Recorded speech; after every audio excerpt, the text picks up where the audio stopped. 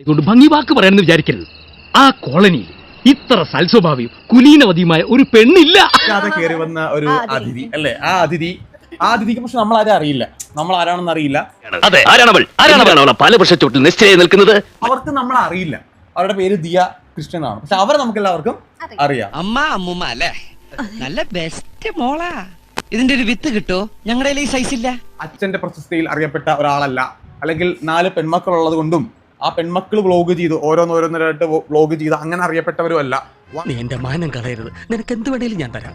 വളരെ കഷ്ടപ്പെട്ട് ബുദ്ധിമുട്ടി അവരുടെ സ്വയപ്രയത്നം കൊണ്ട് മുന്നോട്ട് വന്ന ഒരാളാണ്. അപ്പൊ അവരെ നമ്മൾ ബഹുമാനിക്കണം.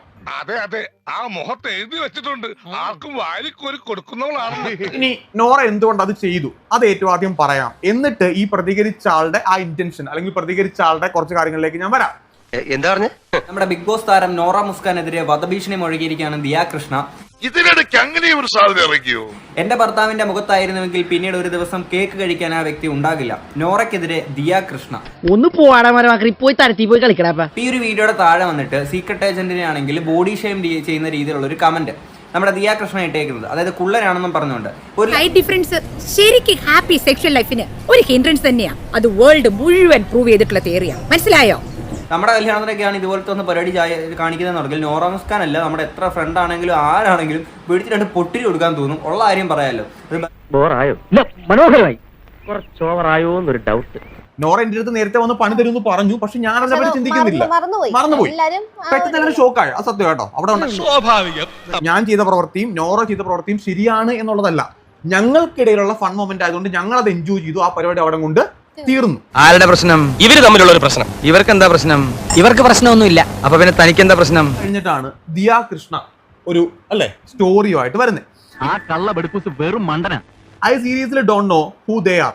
സ്വാഭാവികം, കാരണം നമ്മള് വലിയ ആൾക്കാരല്ല.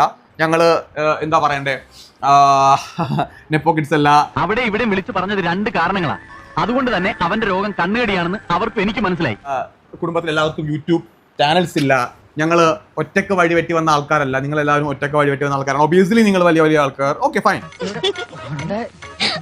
പുള്ളിയുടെ ദേഹത്തോണ്ട കേക്ക് തേച്ചെന്ന് വെച്ചോ. ഓക്കെ, അടുത്ത ഡേ അവർ ഉണ്ടാവില്ല എന്നൊക്കെയാണ് പറയുന്നത്. എന്ത് ചെയ്യും എനിക്ക് അറിഞ്ഞാൽ കൊള്ളാം. ദിയ കൃഷ്ണൻ എന്ത് ചെയ്യും? കൊല്ലു.